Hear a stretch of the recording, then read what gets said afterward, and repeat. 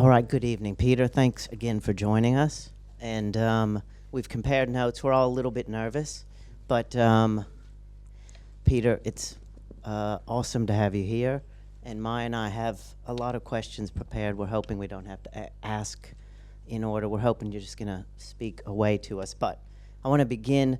We're at the Australian Film, Television and Radio School, and as many of our students are here, one of the big questions I'm curious about, and I'm sure some of our students are curious about as well, is how did you become a filmmaker?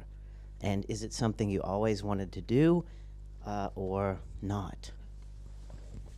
It's not something I want to do now, but from the age of 16, yeah, I was, I come from Reading. It's a middle class suburban background. I watched pretty regular stuff. I used to have these kind of top tens in my head of fake films, and just because I was so bored at school. And but after a while, I thought, hang on, I'm making up all these stories. It was just for my own, to negate boredom. I wondered if there was something in that. Maybe I could do it myself. And I don't know. When I was 16, it just hit me. Then this is what I want to do. I didn't even know what a film director was until I was maybe in my mid-teens. I just thought the actors directed it. Well, they still try to direct it, but I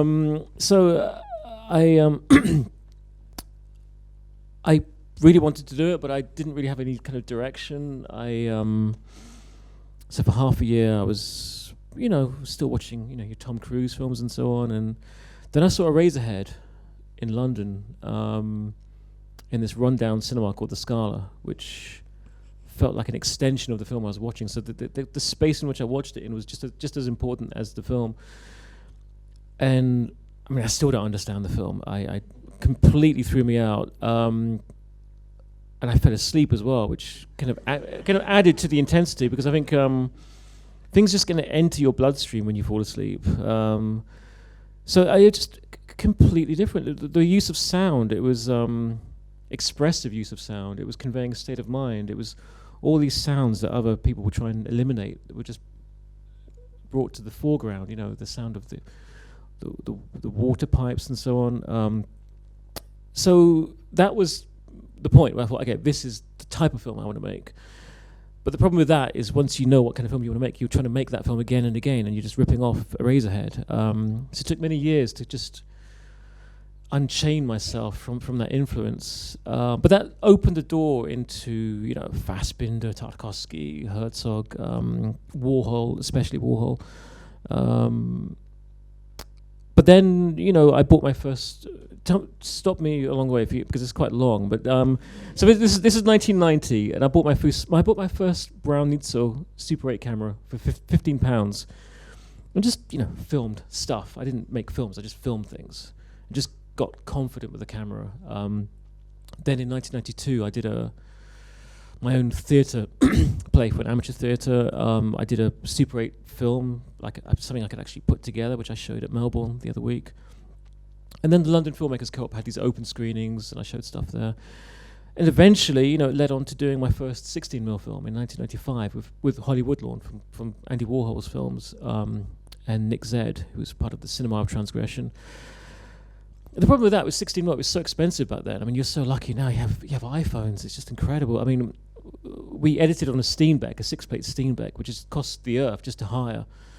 So it just crippled me financially. I'm not a poor kid. I'm a middle class kid. But even that, the cost was so heavy that it was like pretty much like a 6-year gap of not making films.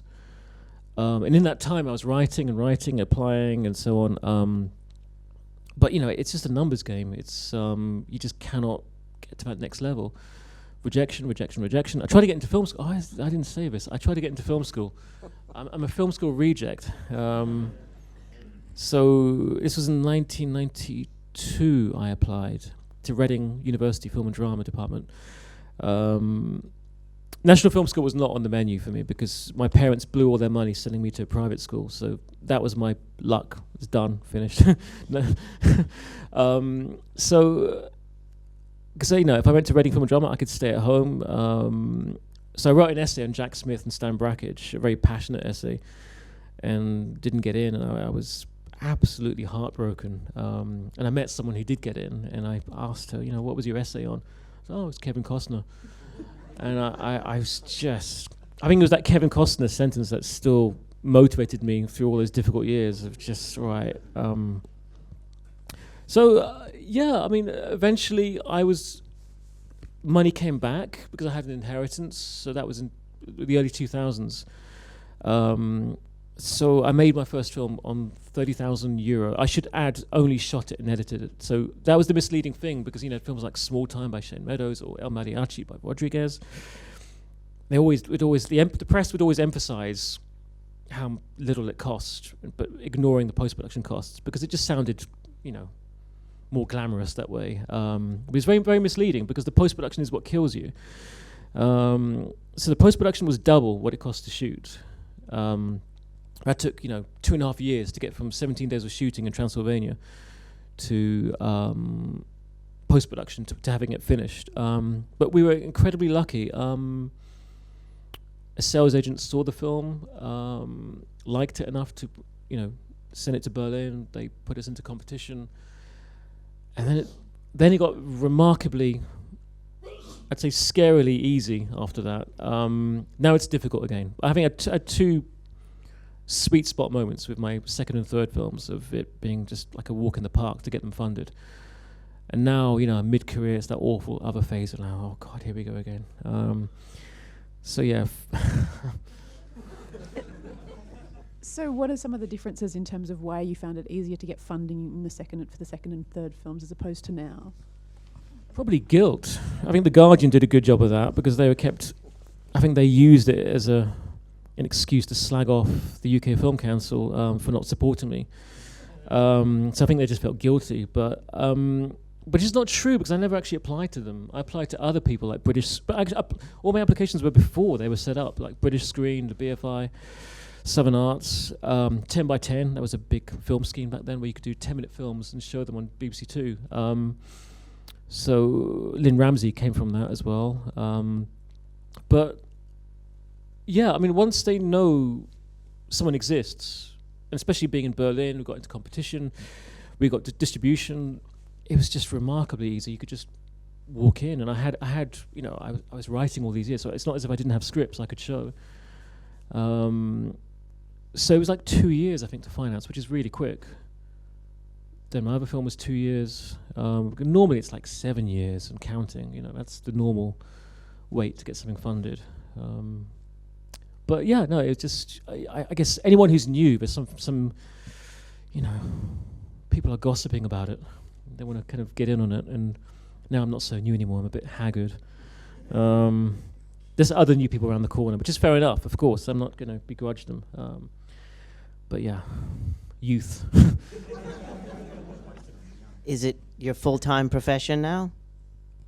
For now, seriously considering doing something else on the side, because, well, actually, no, I am. I'm writing for hire on the side.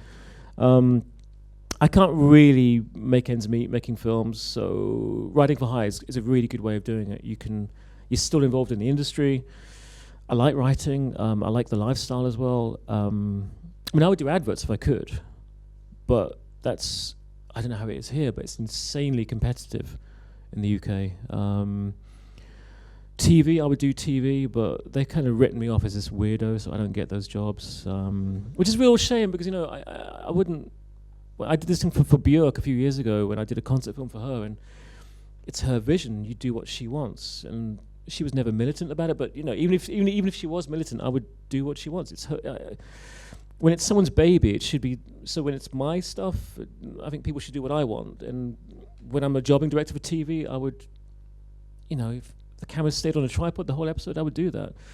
But they always think I'm going to sort of do a close-up of the floor or something. I don't know. But so yeah, that's another door which is closed. Yeah.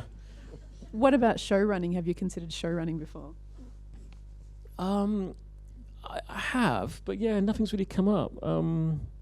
If this goes on YouTube, maybe someone, when they're bored on their lunch break, might see that. I don't know, but yeah. Do you have projects that you think would be better suited to that long form? I don't know. Everything I do is in that 90-minute, 2-hour mark. I find it really difficult to have something continue like that. My brain just doesn't work that way. I couldn't do short films very well, and I couldn't do longer stuff. For me, it's 90 minutes to 2 hours. That's the ideal format for me. I mean, who knows? In the future, something might come up, but at this point, nothing. Fingers crossed. How would you, I mean, presumably everyone that's here is quite familiar with your work, but how would you describe your practice and maybe particularly your visual style to people who might not be familiar with it?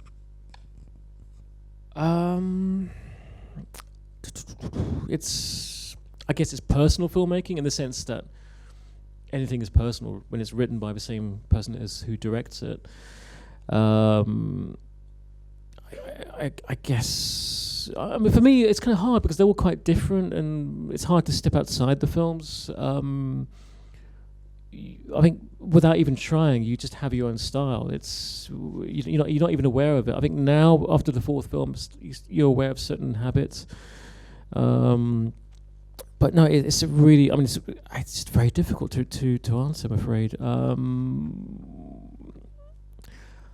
I'm afraid I don't know. I should practice that one, but yeah, maybe when this is finished, I could give it a go. But does anyone in the audience want to have a hand at shouting out a few words that they think describe Peter's work? Some of this, if it helps. I mean, I would definitely describe your work as moody and contemplative. And how else would you describe his work? Because you've not had enough critics in your life probably describing your work to you. Yeah, that's a fair assessment, really. Yeah, I guess they all come from things I'm influenced by. So, but even then, that's always changing. So I was massively into Italian horror when I was doing my second film. But it's weird when you have one. I'm sorry, I'm digressing slightly. But when you have one influence, people kind of seem to just automatically assume that's going to stay with you. And this film, In Fabric, in my mind, had nothing to do with Italian horror or giallo, but it kept coming up again and again, and other things were going through my mind for that one. So I think the influence is always changing. You're always discovering new things, especially when you get to meet, because when I was growing up, I didn't really know any other film fanatics, or cinephiles as we call them now. Sorry, I'd be more sophisticated and use the word cinephile. We were called film buffs back then, which I always prefer. But yeah, it was only until I made films I got to meet other people, and then I could open doors into all kinds of stuff. Because I think the whole menu back then was quite limited. I mean, we had books on people like Kenneth Anger, Stan Brakhage, and Jordan Belson, and Beth B, and all those people, but you just couldn't see those films. You'd have to wait years and years. But what was interesting about waiting years and years was this anticipation would activate your mind, and you would, and you kind of imagine what they were like.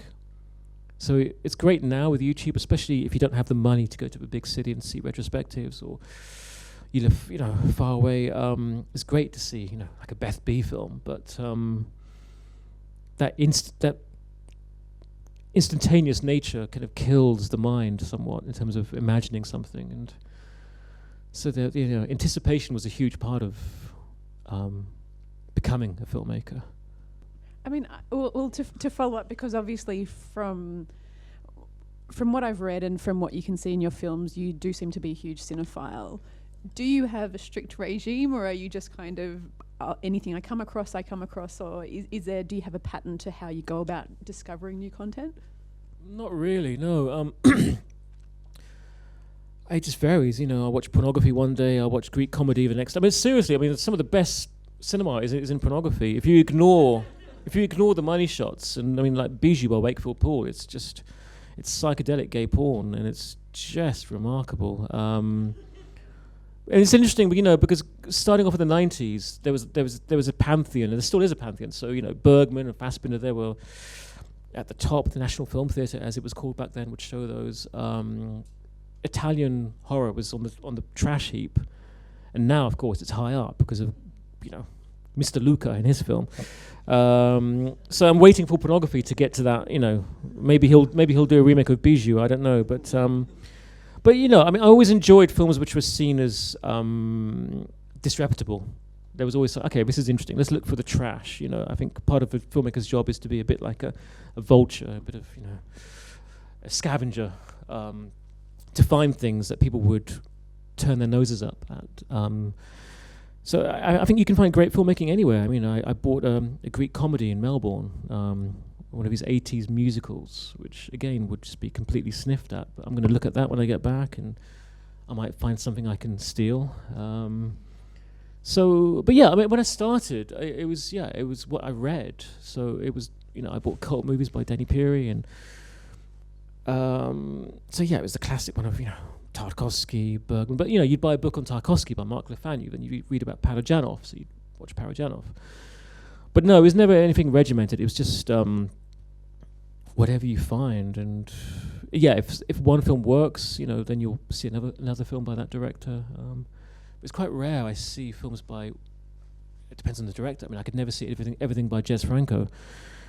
I don't think even Franco has seen all his films, but so yeah, it varies really. Can I ask what you think the mistakes of your first film were? Well, I didn't even know about crossing the line. I mean, I didn't go to film school, so no one taught me that. I thought the dialogue was really corny sometimes. Not Varga, I'm talking about my first short film. I mean, I'm still really bad with I mean, I can't do eye lines to save my life. I mean, I'm very open about it. When I worked in Fabric, you know, with Ari Wegner, who shot the film, he's Australian. First thing I said, I know I'm useless with eye lines. I'm kind of almost like dyslexic when it comes to that geometric aspect of it all. So, you know, as a director, you are dependent on your crew to bring your ideas to life. I mean, if you leave me alone with a camera, you're not going to get very far. And you've obviously worked with the same actors through many of your films. And how about the crew? Is the same crew members as well? Do you have a working relationship with? No, I mean, it depends, you know, because sometimes we're changing country and they're busy on other things, or sometimes we fall out, or so, you know, there's a whole bunch of reasons. So it does change, yeah. I mean, in an ideal world, it'd be great to have the same people, yeah, as long as you get on. But, you know, it's such an intense relationship when you make a film. It's sometimes you need a break from each other. It can be, I don't know. But, you know, with actors, I always liked directors who had the same actors, especially unknown actors. When I think of John Waters, you know, he made his own mythology with people like Edith Massey and Devine and Mink Stoll, Fassbinder with, you know, Margit Carstensen and Hannah Shigula. I kind of resented this idea of, you know, the A-list star, even though that's constantly this pressure on us. But yeah, I mean, I love the idea of having the same people and trying different ways to explore character, and that shorthand which comes with it, you know, knowing someone, feeling comfortable with someone, because, you know, actors are so different as people, and at least when you got someone, you know what you're in for, even if it's trouble, you know. Can I ask, so your feature films in particular, I guess, have quite distinct narrative premises and reasonably unusual when you think of kind of the landscape of generic films, I guess. Where do your ideas come from, and how do you seize on those ideas, and then how do you go about the process of developing those ideas? Well, a lot of it is just the habit of writing, which I think ideas come from ideas. So I always carry a notebook with me. It's in the safe at the hotel. If anyone's interested, I'll give you the code afterwards. But it's I always carry that with me, and I learnt to always write things down because you just forget otherwise. Ideas usually come from a cocktail of things. It's usually a bunch of ideas colliding into one premise for a film. At different times, of course. You know, Berberian. For instance, I was listening to Penderecki's music, which is quite atonal sometimes, but also Kubrick used his music for The Shining, and this idea of when avant-garde music is on record, it's unlistenable for many people. But if you put it to fantastical images, especially when it comes to genre, whether it's horror or sci-fi, it really activates the mind. And so I just thought a lot about people like Kathy Berberian, KATALIN VARGA, people like that, who did this performance art or these sounds which sounded really perfect for a horror film, but they were always in the gallery context or the academic or art house context. So it's all about switching associations. The same with cabbages. If you stab a cabbage, the sound reminds you of a kitchen. But if you just change the wording, so no, this is not a kitchen, this is a woman being stabbed to death. We're not changing the sound, we're just changing the association. So really the idea of the innocence of sounds and the corruption of sounds, that kind of led to this whole thing with Berberian. But I mean, for me, it's just having a routine. That's my personal thing. I fell out of that routine. I moved to London in 2000. That was the great myth, to move to London and you have your breakthrough.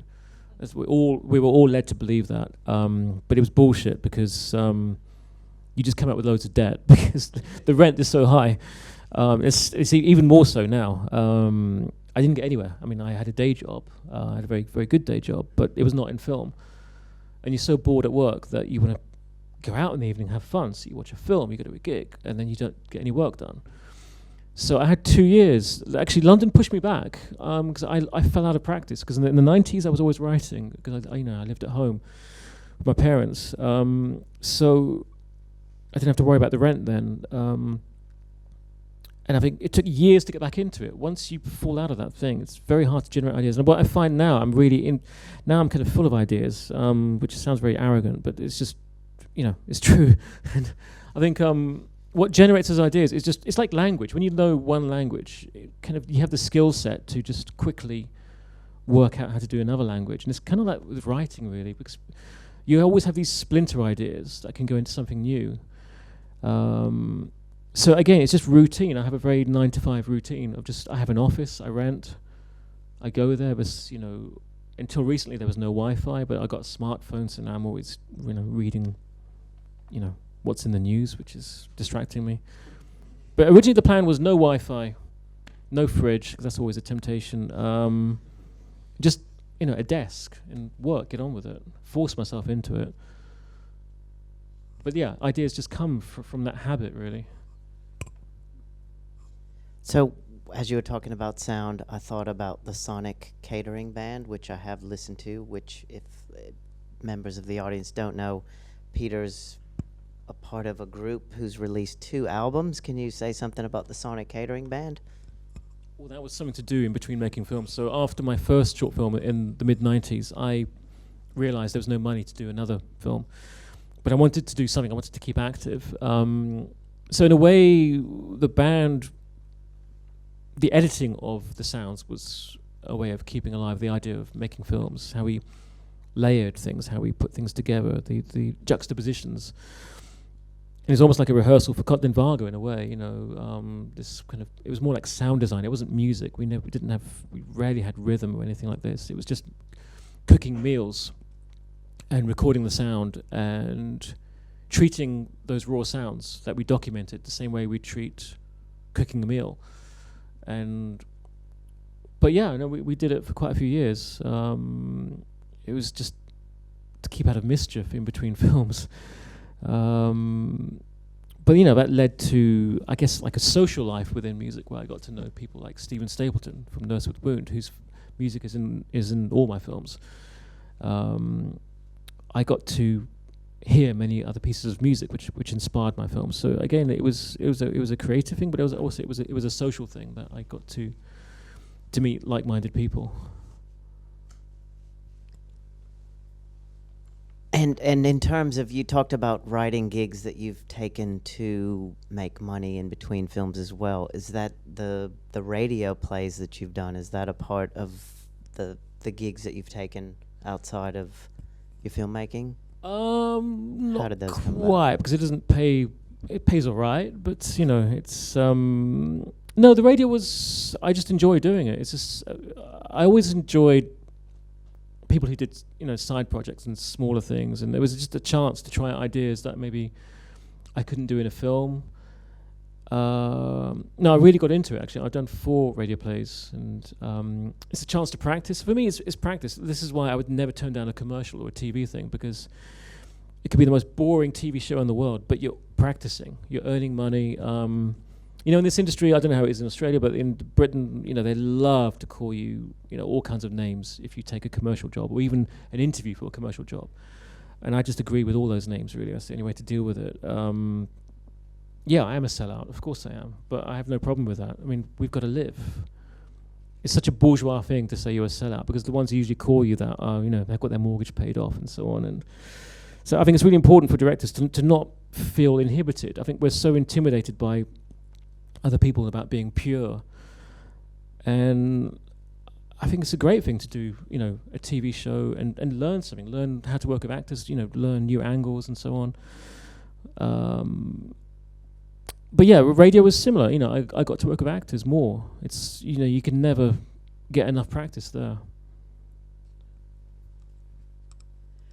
In terms of some of the commonalities across your films, one of the things that's really kind of interesting and nice, I guess, is that you often have these narratives that are set in quite remote places, and in coordination with that, they're kind of timeless and placeless films in some ways.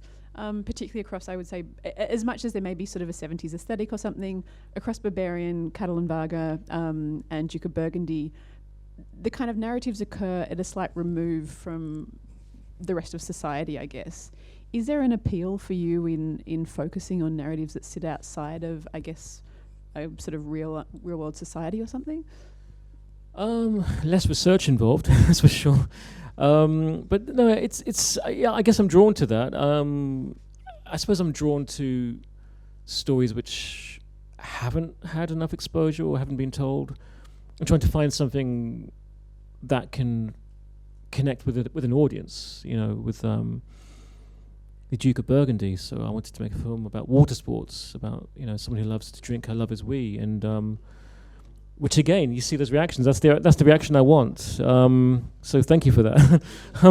It's because, you know, I guess the majority of the audience will be a bit freaked out or find it uncomfortable.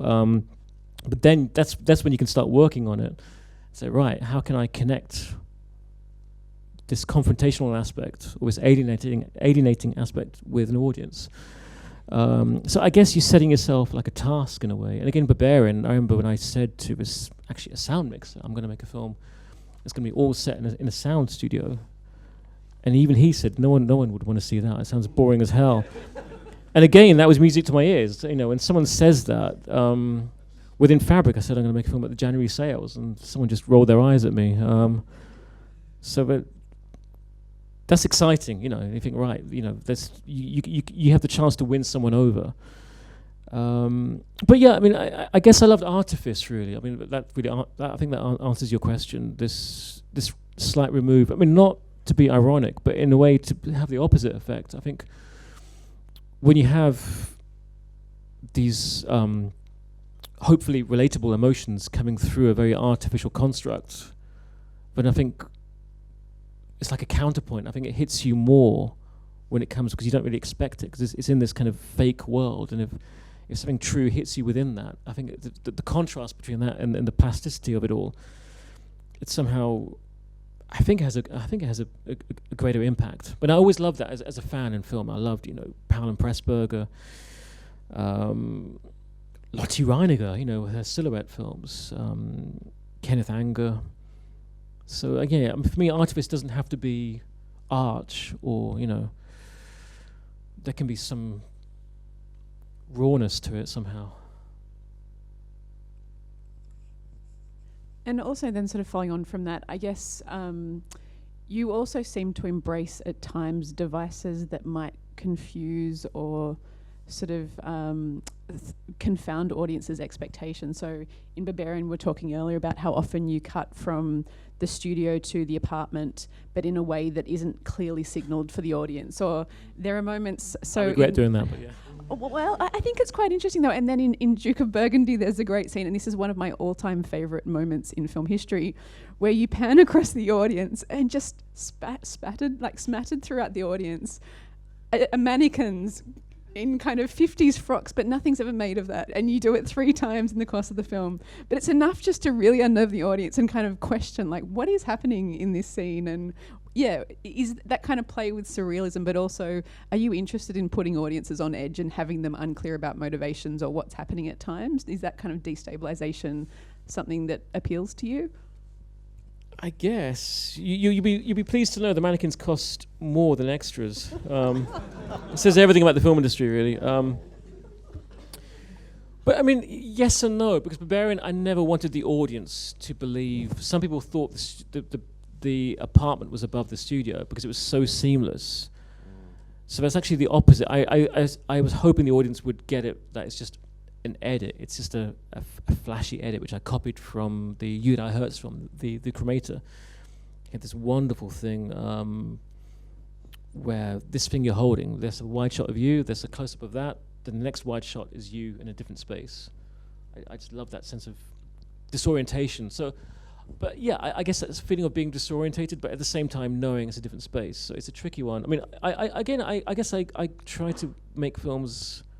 I try to imagine myself in the audience, and I always liked directors who were manipulative, confounding, mean. Filmmakers who didn't give you what you wanted, who put you on edge, who made you uncomfortable.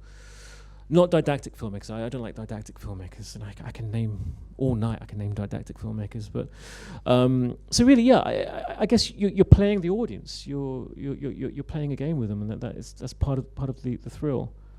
It's not always a thrill when they come back at you and say what an arsehole you are, but which happens a lot. But there you go. You know. Yeah, I was actually going to ask that question. You know, in making films like that, it does have a tendency to split the audiences, and I was going to ask how the reception of your films has, how do you handle people who don't like your films, and how do you handle the people who do? Maybe just, Don't go on Twitter. That's the answer. But I don't have to engage with it. Mr. Fire Exit over there. It's no. I mean, I've been aware from. I think the nature of any human being doing something personal and writing their own material, if you're doing what is truly you're going to divide people. Of course you are. If you're trying to second guess the audience or listening to committees, then I guess you're going to have less extreme reactions on both sides. But you might not be walking away with the film you wanted to make. Yeah, I mean, I'm aware that my work does, cause, I think annoys people sometimes. It's not something I set out to do. I mean, I'm aware it happens. It's just like a consequence of what I do, really. I mean, yeah, if someone hates it, nothing you can do about it. It just, I guess I'm obsessive about what I do, so I just focus on just getting it done. But it happens all the way through. It's not just in the audience. It happens all the way through from within the crew, within post-production. I've always been used to people not liking what I do, and it's the divisions are set from very early on. Mm-hmm. So I'm never surprised when audiences react in different ways, because I've seen it all in post-production meetings. So, I mean, it's interesting. Earlier you said, I'm a sellout, which is the last thing I think most people in the audience would probably say about your work. I'm a failed sellout. It's a difference. I should have said that. Gotcha. So I never got the chance to sell out. Right. I've attempted it. I failed at it. But in that sense, you're a privileged director in the sense that you seem to be able, or you have done what you wanted.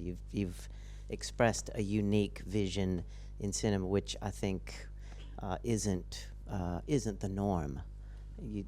No, I'm immensely privileged. Of course I am. I'm extremely lucky. Even to make one film is privileged. Of course it is. So I hope it continues. I don't know. I love privilege when it happens. It's who wouldn't? But I mean, I guess I'm very lucky because I moved out of the UK. I moved to Hungary, where the living costs for a Westerner, I should add, not for Hungarians, for a Westerner with Western money, you can live normally. I wouldn't say anything beyond normally, but you can have a normal life and make your films which don't make much money. Had I stayed in London, I would have to do anything which is offered to me. And the problem is, that's fine, I have no issue with it.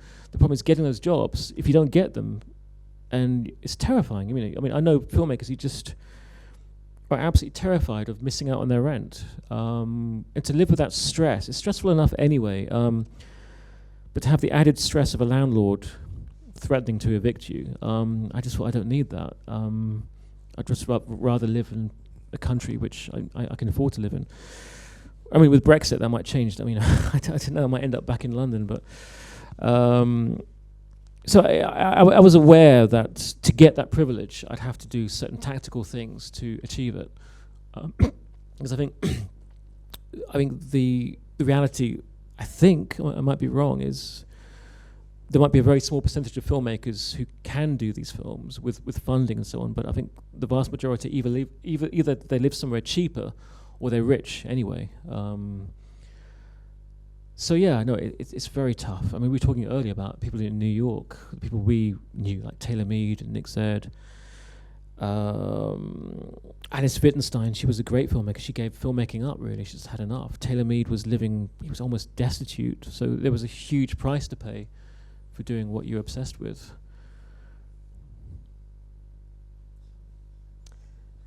Yeah, I mean, you've answered so many of my questions, but one of the things I was going to ask is, again, for a group of film students here in the room, I'm going to ask this question, and then the next step will be to show a trailer from In Fabric, which Peter's actually, he's come from the Melbourne Film Festival, where you curated some shorts and showed In Fabric, and so we'll show a trailer from that, and you can talk about that. But what I was going to ask is advice that you might have for the students in the audience who I'm sure are listening to you very interestedly. Any advice for our aspiring filmmakers in the audience? So you're all film directors, I guess. Yeah. I mean, it's really hard for me to, I mean, especially as, I don't know Australia, I don't know the system. And I mean, it's really tricky because even if I knew the system, it's always changing. Every half year, the stakes are changing. Things have changed massively in the last 10 years for me. I would never want to give advice because I would talk about what went wrong and right, what worked well for me, what didn't. I think a day job was really important for me. Just keeping my foot in that kept me going. Having that financial security. I had a bunch of day jobs. I think the best one I had was teaching, actually, because it's a performance, and you have no time to dwell on your own bullshit. I think, because I used to do data entry, and I think the data entry, it's mindless, but then you start to get into your, I'm against the world kind of mindset. But really, yeah, I mean, I don't think there is any. I think there's a lot of hope, put it that way. I think things are better than when I started because it's so much cheaper to make films. So you have.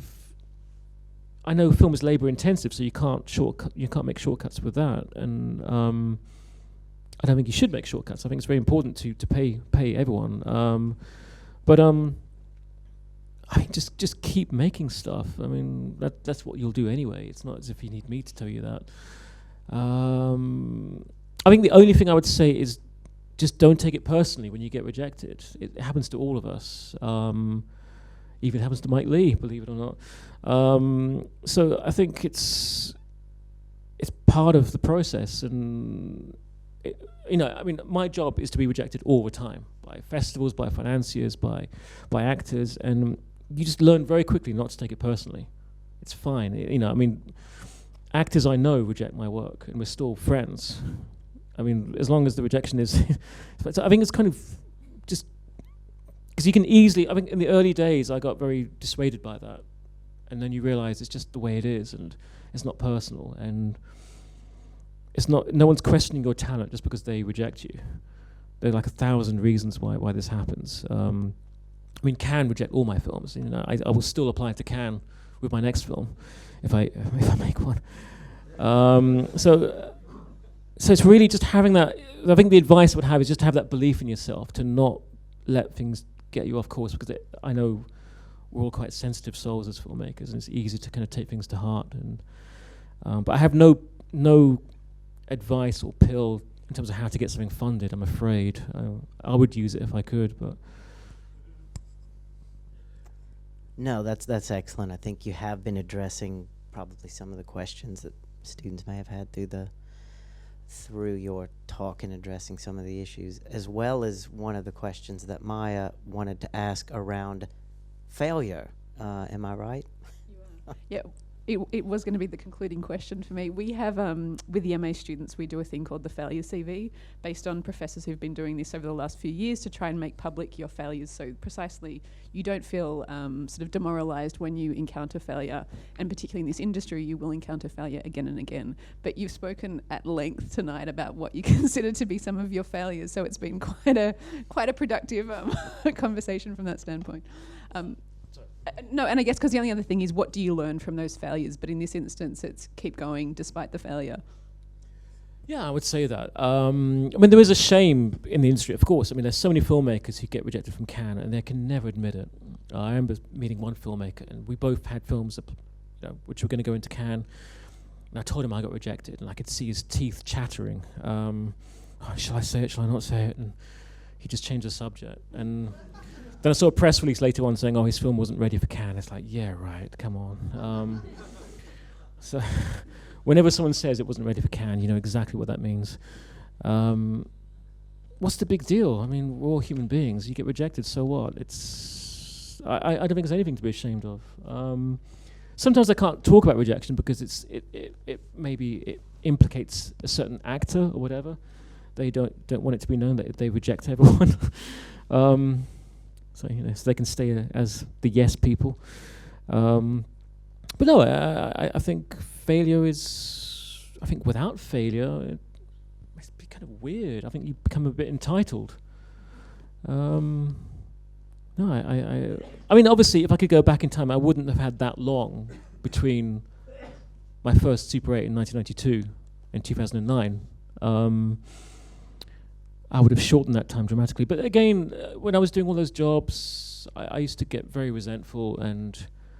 But actually, they kind of work their way into In Fabric. A lot of the scenes from that film are going back over those years of those boring jobs. And it's like everything is a gift for writing, really. I used to... because they had no relevance to me whatsoever. They were not in the film industry, those jobs, but I could use them in my scripts later on. So I think that's the thing, to just... You might work in McDonald's or whatever, but, see it as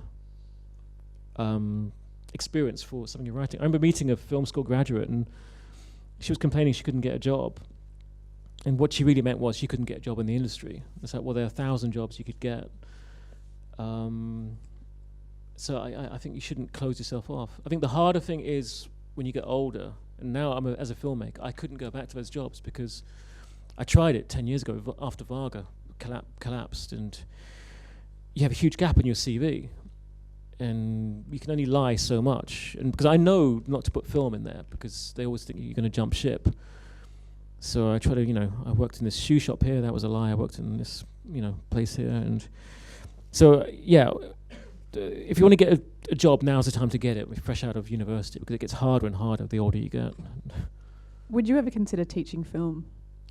I don't know, really. I've thought a lot. It's come up a lot recently in my head for various reasons. For the right reason. I think the danger is if my film career collapsed, that would be the wrong reason to teach, because I guess there'd be some issues I'm still dealing with, which I wouldn't want to project onto my students. I think it's really important to teach because you want to teach, not because it's, the next step. I think, because I remember when I was younger, you could be so easily crushed by someone saying the wrong thing, and to give students, to feed them with hope and all this kind of thing. Mind you, sometimes hope is overrated. Sometimes it's good to kind of slag someone off. It's, actually, my best moments of motivation were when I was laughed at. That's just me, But so maybe you have like a laughing hour when everyone's ridiculed. Then they go back to the hope again. But I don't know. I mean, when I give these talks, I've done a few in London as well, and I can only talk about what went well and what went badly. Again, to give advice, it's such a case-by-case thing. It's so individual. I think it's kind of, I always feel scared to give someone advice because, you know, all your circumstances are so radically different. You know, to give someone advice who's got kids, someone who hasn't got kids, someone who's got their mortgage paid off, someone who hasn't, it's just so different.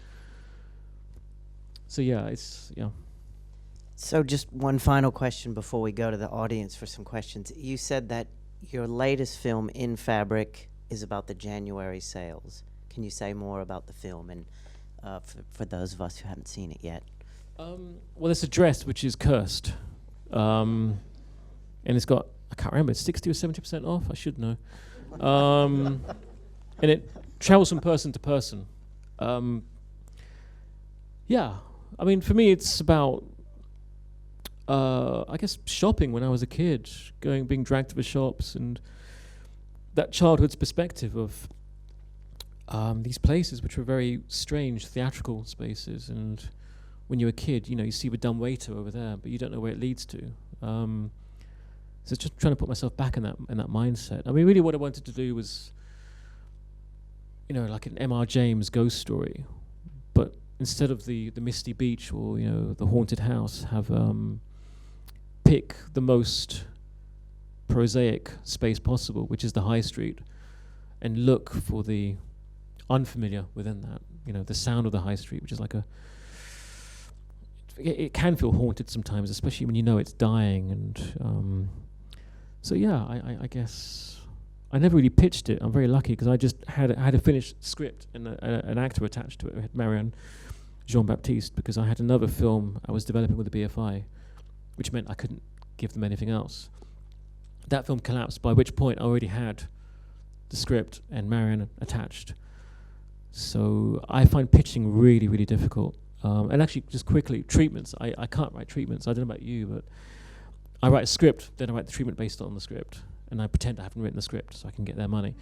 But because I think you have to find it, you know, as you're writing, and I think that's the joy of it as well. I think to copy a script, you know, from a treatment is just, it's like copy editing, really. The excitement for me is being in that room and that first blank page.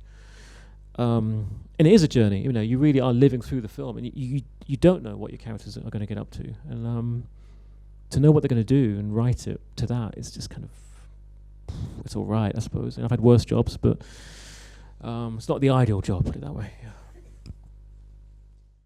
So I guess, like, you're talking about the sort of sound of a razor head and, like, Nurse with Wound, and, like, at the end, and, like, sort of that climax of In Fabric as well in the film. Like, I really like a director that, like, just loves sound, and I wonder how much of caring about sound and music goes into your pre-production in films. Like, do you go in with an idea, or is that built?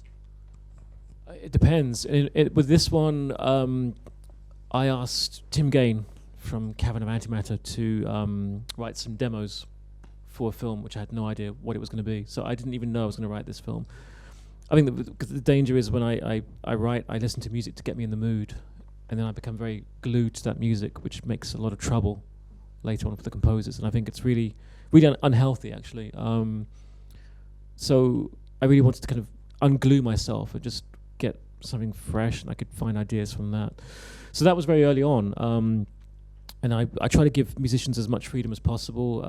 So he would come up with stuff which kind of dictate the washing machine mantras and so on. So it varies. I mean, sometimes I know not only what musician I want to work with, but also what samples I want to use. But it's never too regimented. I did that on Berberian. When I started, I was very, very specific with all the samples and everything, and everything changed when you got to post-production because, you know, something as simple as one scene just not working, or you didn't have time to shoot one scene, and then that comes out of the jigsaw. Not that's the wrong word. Jenga. It comes out of the Jenga. Do you have Jenga here? Yeah. You know what I mean. So you got to completely reconstruct the whole thing, and then those ideas you had for samples are not working. But yeah, no. I mean, the sound it's always important. It doesn't mean it always has to be bombastic, of course. I mean, the Duke of Burgundy, it was for me, it felt like a very pared down soundtrack, but it's just as important. I mean, the time we spend is the same. But instead of putting sounds in, we're taking sounds out. That's the only difference. So you were talking about technology a lot, or a few times. Did you find that, I suppose, technology was empowering or disruptive? And I suppose also, in a sense of cost base, I suppose that also would have made a big impact. Because I mean, for myself, I was running a studio a few years ago, and I had probably 13 to 15 grand worth of gear, and now everyone can make records in their bedrooms and put them straight on Spotify. So I figure, where's the correlation between sort of that and, I suppose, filmmaking? Well, I hire everything apart from the computer, which. But no, I mean it's weird you say that. I remember someone just about saving up to buy his first 16mm camera, which he was going to rent out, and then of course, the Red camera came along, then the Alexa. So it was a disaster for him. Yeah, but technology is always changing, isn't it? I mean, I'm very lucky. I mean, you know, because my films get funded. We just say, right, we need this piece, we need that piece, and we just, you know, we go to a rental house and we get it really. I do lower budget things sometimes. I do music videos. That's much more of, I guess that's more relevant to what you're asking, because the budgets are so low. We're talking like my last video was £1,100. What's that? $2,000, I think. Yeah. So you're so mindful of the cost of hiring something. So we went cheaper. We didn't. There's no way we could hire an Alexa, which would be my default digital choice. So yeah, I guess it depends, you know, from film to film, and a big thing for me, I would love to go back to film. And I'm not sure. I think it might be I'm not sure. But I think it's slightly more expensive than digital. But I really miss that process of, you know, getting dailies, and I think that photochemical process, you still can't quite get that with digital, especially 16mm. But yeah, I don't know if that answers your question, but yeah. I'd love to hear a little bit more about your collaboration with Fatma Mohammed in both in this film and sort of generally, just because she's just such a singular. I don't know if you can talk about it without spoiling the film, but the whole cast is fantastic. She's just such a singular presence, and she just seemed like a, you know, in what the vision that you're trying to create can be an elusive one, but she seemed to really sort of channel it. I'll pass it on to her. Yeah. Mind you, I passed on a compliment to her last week, and she hasn't got back to me about that one. So maybe she's on holiday. I don't know, but. No, she's wonderful. And again, it's that being, you know, we know each other quite well. So there was this level of comfort that we can both say harsh things to each other, and we won't take it personally. That, you know, with the new actors, there's always this process of getting to know each other, and with Fatma, you can just go straight in. And so yeah, I mean, a lot of it is just she has those qualities, and I think with each role I offer to her, I'm trying to glean out a different side to her. And with this one, I thought, okay, she's never played a bad person before. Why don't we try this? Which kind of ended with some accusations of, you know, why am I demonizing an Eastern European? But then I said, well, you know, should I just have the same actor play someone nice all the time? You know. Yeah, I mean, I met her in Transylvania. She's half Sudanese, half Hungarian, but grew up as a Romanian. But yeah, she was in my first film. I offered her a very small part. I didn't know her then, but I thought she was remarkable. It was just such a short scene, but she had this intensity which I really kind of enjoyed. And but then later on, I discovered a much more playful side to her in the Duke of Burgundy. When I wrote the part of this bondage carpenter, it was not as playful as the way she played it, but I really loved that. And I think each film she does with me, I'm kind of slightly riffing off what she did previously, but changing it slightly. So the bondage carpenter definitely inspired the sales rep, even though there's no bondage behind the cashier desk, but still that tone, you know, I could make it a bit more flamboyant, a bit more elaborate. So yeah, I mean, and again, she's in my new film, and I've taken a bit of Miss Luckmore for that, but again, it's quite radically different. But yeah, I mean, the difficulty with that with Eastern European actors is they tend to be in repertory theatre. I don't know how it is in Australia, but they're signed up to the theatre. So all year round, they're involved, apart from the summer. It's so hard to make a film in the summer because all the producers are on holiday. So we always get her when she's in theatre, and then for this film she flew back and forth three times, back and forth to Transylvania. So she was exhausted, and then I gave her this script, and she was like, "What? You know, make me say this." I think even for a British person, it's quite a struggle. So she was utterly exhausted. So which shows, you know, her tenacity really to just, you know, surge through with this flamboyance, which is all a mask, because she just wanted to sleep, I think. Hello. Hello. I was just wondering, a lot of your films have a lot of like very bizarre things in them, like very beautifully bizarre, but very bizarre. And I was Briefly just bizarre, is that what you said? yeah. You said briefly bizarre. Oh Sorry. no, sustainably bizarre. But I was just wondering how you communicate, I guess, your ideas and where you're coming from to crew and actors in a way that gets them on the same page with what you're going for. Just because, like, the idea of having to like describe like the mannequin scene in fabric to someone without it sounding, I don't know, impossible or something. Like, what's the best way, do you think, to communicate where you're coming from in about things that are a bit crazy in a good way? The script. I mean, I write it down as I'm as explicit as possible, really. I mean, everything is in the script. I mean, if they want to talk about their limits, it's all there in terms of levels of nudity or whatever. And usually I write it, it's usually a bit more extreme on paper, which gives a bit of leeway for the actor to come back from it. And also because I think the worst thing you can do to an actor is to make them feel they've got to do more than they have to. So when you say you don't have to do this bit, you know, it's like, oh, thank God for that. Okay. So luckily they're always pleasantly surprised rather than shocked. I mean, there was one. No, I mean, it's difficult because I think sometimes they don't always read the script. So there was one.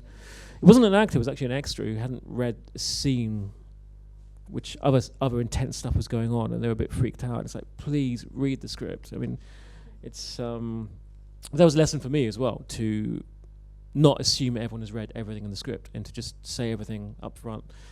But you know, with actors, it's very, very. It's done way in advance. So we talk about nudity, all the sexual content, and you know, it's always a bit uncomfortable, but you have to do it.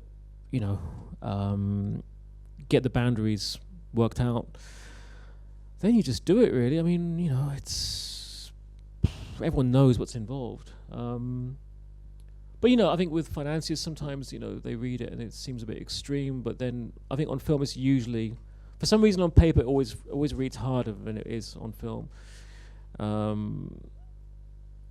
But yeah, I mean, I guess I'm always fascinated by human desire, and I guess some of the more wayward places it goes. And a lot of my heroes were into that. You know, people like Boonwell, and I think for me, it's the one universal. Well, it's just something that all humans experience, whether you ever had sex or not. It doesn't matter. We all experience desire. We all desire someone or something. We've all been desired, and it's just having to. And that clash between this very animalistic side of our nature versus this formal, polite side of us, you know, social conditioning, and these two, when they're together, these two very different aspects. I find that really interesting, and which kind of ends up with scenes like what you described. But yeah, I think really it's just being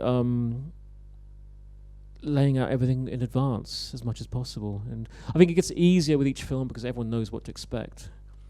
If that was my first film and said I want to have that scene, I guess it would be a lot harder to persuade people, because people can see evidence of what you've done and they kind of get it in a way. So it does get easier.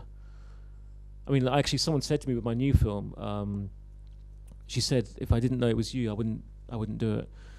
So it was. So I didn't quite know what to make of that one. But anyway, but I guess there was a level of trust there, which was kind of comforting. But yeah.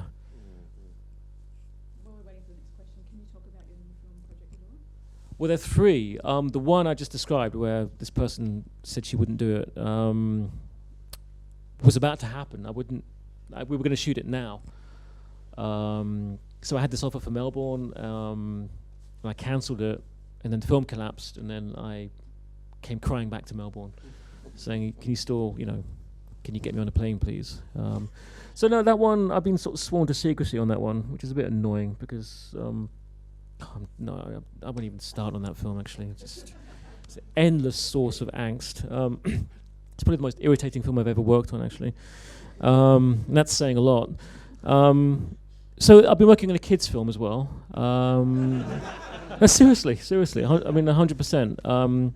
But like totally innocent. There's no innuendo, nothing like that. It's just 100% innocent. No. I'm gonna play it completely. It's gonna be universal rating. That kind of thing. And then another film which is not for kids. It's about the last days of hedonism in New York, which I've been quite open about. It's called Night Voltage. That's with Christine Vachon and Tristan Gallagher. 7 years on that one. It's been a long time. I mean, the problem with films these days is they just cost more than they're worth, and you're up against this problem again and again and again. And I don't know how it is here, but in the UK, you have, we have our fights, but these places like the BBC, the BFI, Film 4, they are remarkable because they can take these, what do you call it? These blows from low box office.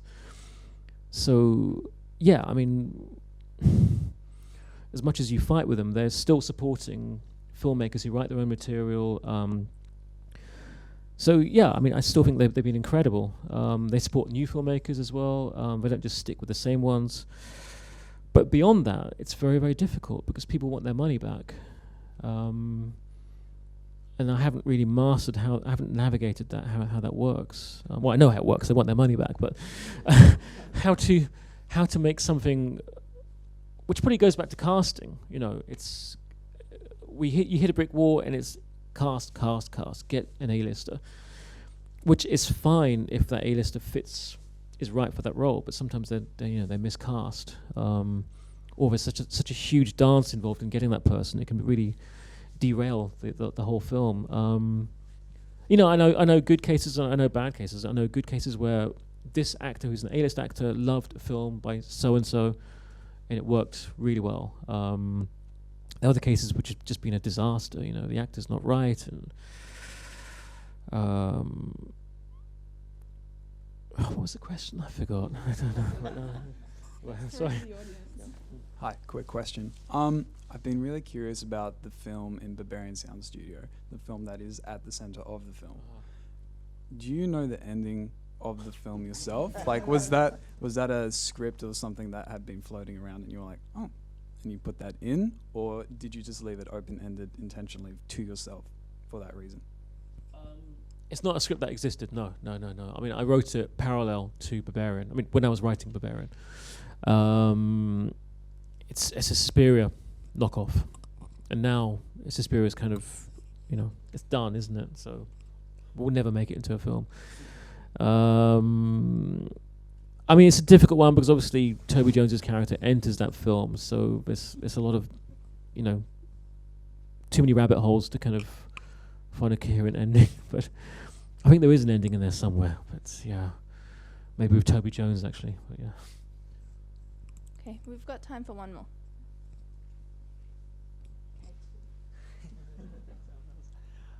So I think I wanted to touch on editing. I wondered if you edited your own films and edited the trailers and things, or if someone else does it, and if someone else, what's the relationship between you and your vision and then the editor?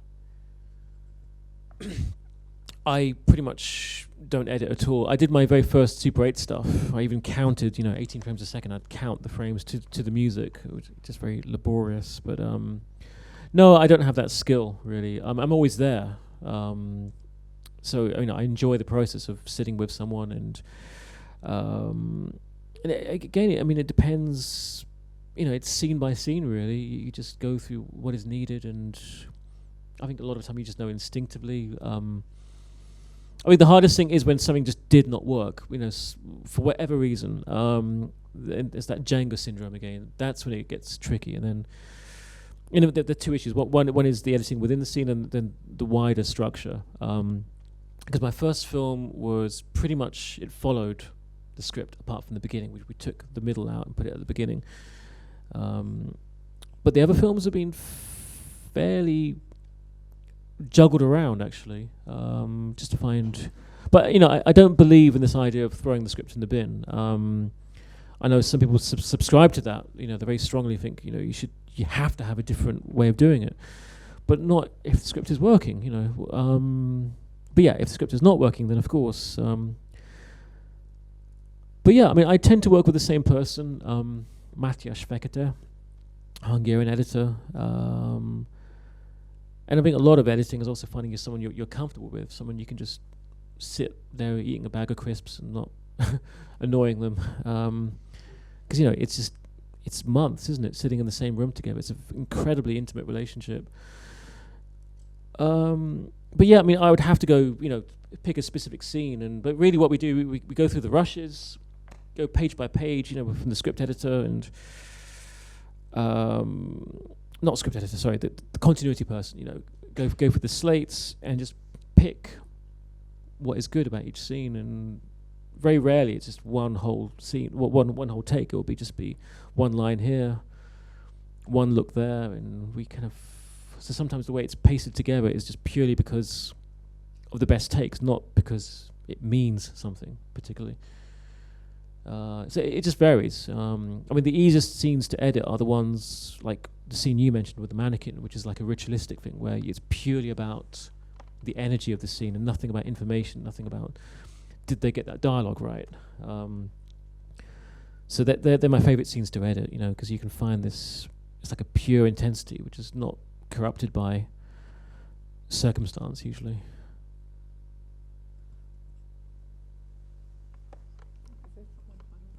Hi.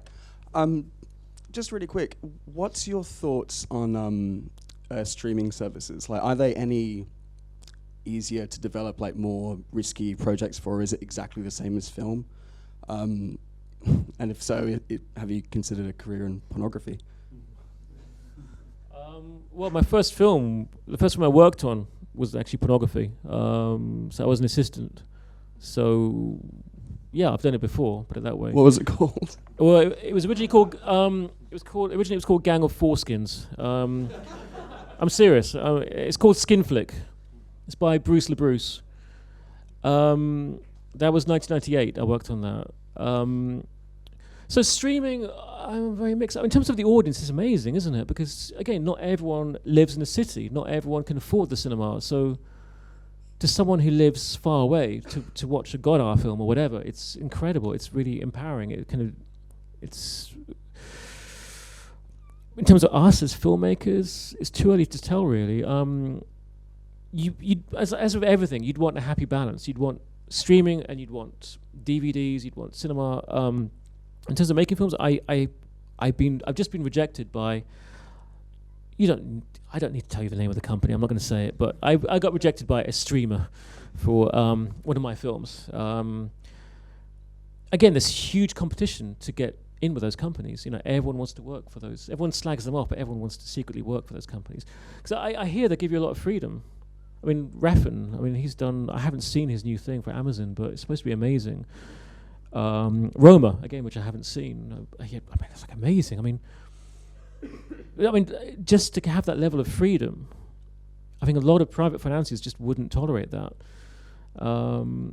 So yeah, it's like it's just very complex. I don't speak from the inside; I speak from the outside. But just seeing what they do, it's incredible. But how is this working with? Because in Fabric was a total flop in the cinema. We actually did worse business than. We had a worse opening weekend than my first film, which was 10 years ago. Distributors are, it might be just my film, I don't know. Or it could be a wider question about, but you feel from everyone in the industry, in Britain that is, that you're being pushed into a corner. And I honestly, I don't think I'm qualified to say the reasons. As of all these things, I think it's a cocktail.